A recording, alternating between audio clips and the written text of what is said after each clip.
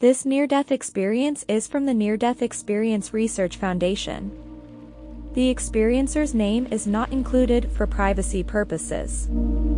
This NDE occurred in 1969. It was toward the end of the dry season, and my platoon was pulling out. Our mission was simple: drive down the road, show the flag, and make sure that we still had the right-of-way. The two slowly moving tracks in front of mine were already kicking up the pulverized dirt road into little clouds of dust.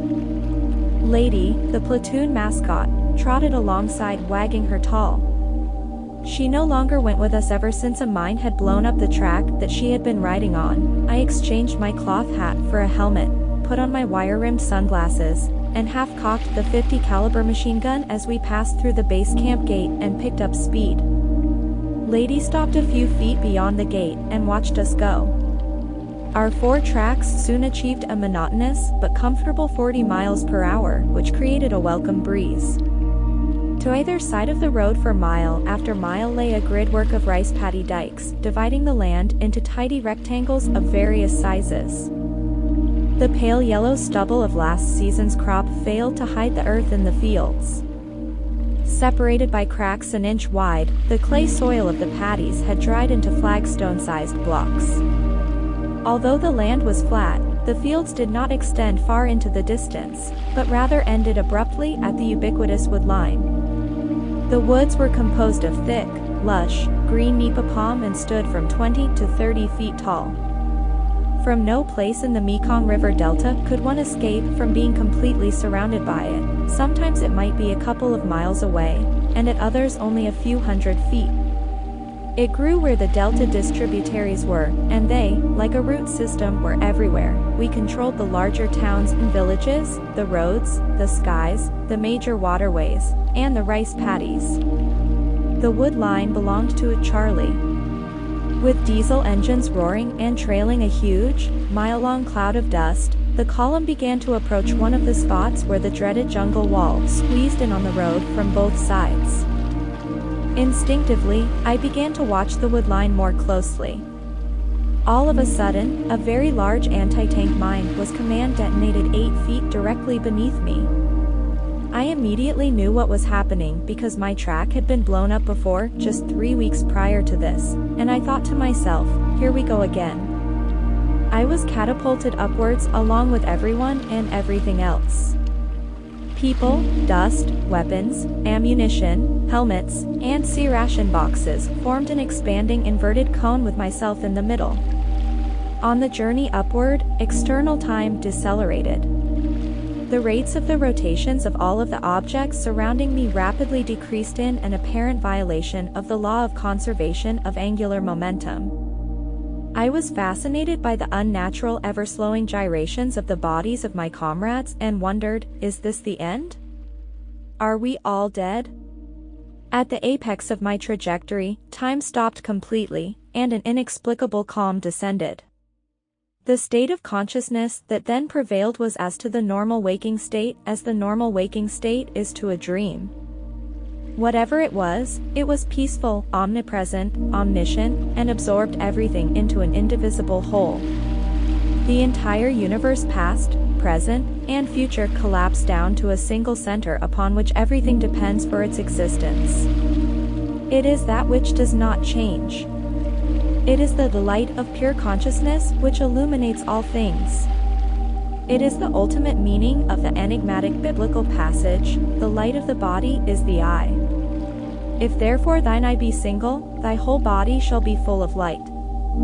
It is the great nothing, for it includes all things, and therefore, is itself not a thing. That's how it gets to be the all in all. Furthermore, there was absolutely no doubt as to its authenticity, any more than one would doubt upon awakening from a dream that the waking state is real, and that the dream was just a dream. In short, God Himself took over my reins in the sense that I no longer existed as a distinct entity, only He exists. There was an overwhelming feeling of bliss, love, compassion, and strangely enough a foudroyant sense of déjà vu. The knowledge obtained that the true home and the true self of all things had been miraculously revealed. The events of my life up to that point were unhurriedly and non-judgmentally reviewed in great detail, not in chronological order, but somehow all at once, although some events were emphasized more intensely than others. Subsequently, I was allowed to exist again and was given the opportunity to be aware of anything that I wanted to be aware of, with the understanding that time was not a factor. Indeed, there was all the time in the world. I proceeded to focus on this or that aspect of my life and concluded that there wasn't too much to be ashamed of. Actually, I made extremely poor use of this gift. But then, I was just a naive 22-year-old with a somewhat skewed concept of relative importance. I could see a 360-degree panorama of the road, the wood lines on either side, and the other 3 tracks of my platoon. The entire episode seemed to be housed in my head, but I was uncertain whether or not my head was still attached to the rest of my body, although, under the circumstances, this point did not seem important one way or the other. In other words, I really didn't care if my life was to be snuffed out or not within the next few seconds. I was then gently but unequivocally informed that I would survive the explosion without serious injury, and even that I would make it out of Vietnam in one piece.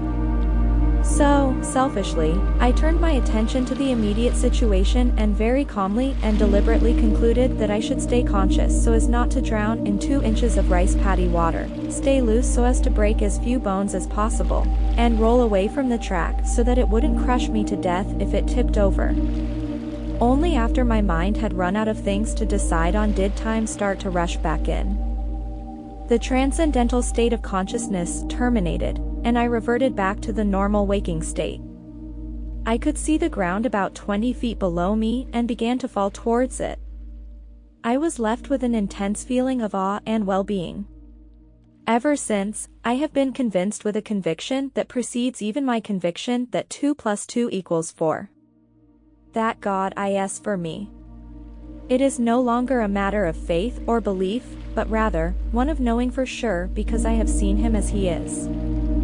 However, it was a pleasant surprise to discover that he is loving, compassionate, and forgiving, properties which I had not previously made adequate allowances for. I will always be thankful to him for reaching down and picking me up in the palm of his hand, so to speak, at that particular instant. In fact, it still brings tears of gratitude to my eyes even as I write this 30 years later. Also, I no longer fear death, pain and suffering, yes, but not death itself, because by his grace, this particular raindrop remembers the ocean from which it comes. Unfortunately, the experience of this state is up to God, not down to us, but take my word for it, it is always here and now and a lot closer than you think. I have never experienced anything which came anywhere near close to being as real and as profound as the state of consciousness which I have feebly attempted to describe. However, my remembrance of it has sufficed to console and comfort me through the vicissitudes of life, especially through the hard times. Sorry, I have not noticed any paranormal or psychic or supernatural